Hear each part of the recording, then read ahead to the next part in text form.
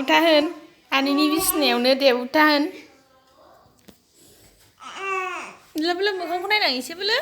माबायदि जादों बोलो मोखाङा बोलो सना बोलो मोखाङा बोलो खिना मोखाङा सना ना हले बिबान बोलो सना आनैया बोखाङाखै दे बेलथायथार रोंनांसिगौ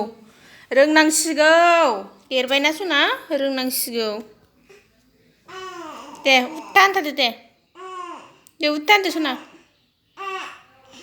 बोलो सनाया बोलो बा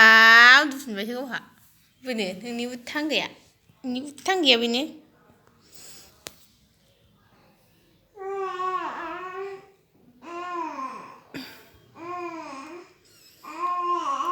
आनैनि बिसिनायाव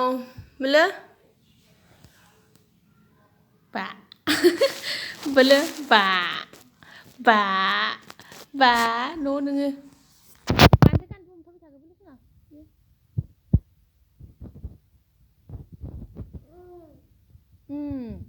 दे बेलथाय दे उथा होनदो दे उथा होनलाय 1 2 3 दे उथा दे रोंथारसै दे हाथारसै सना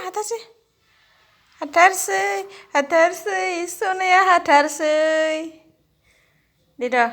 सेंगायदि देरखाबायना नों सेंगायदि देरखाबायना सना नों सेंगायदि देरखाबायना बिबाना या हाबायना सना रोंबाय लोक्षिया रोंथारबाय जोंना रोंथारबाय दे बोलो हो दे सना बोलो हो हाला बिसिनायाव थानो बाथारगोन नों आलु सालुखौल' नायोना नों आलु का चालू बेटा कहाँ गई थी बैगन की टकरी में चो रही थी दे ना हौला सना बैगन ने लक मारे रो रही थी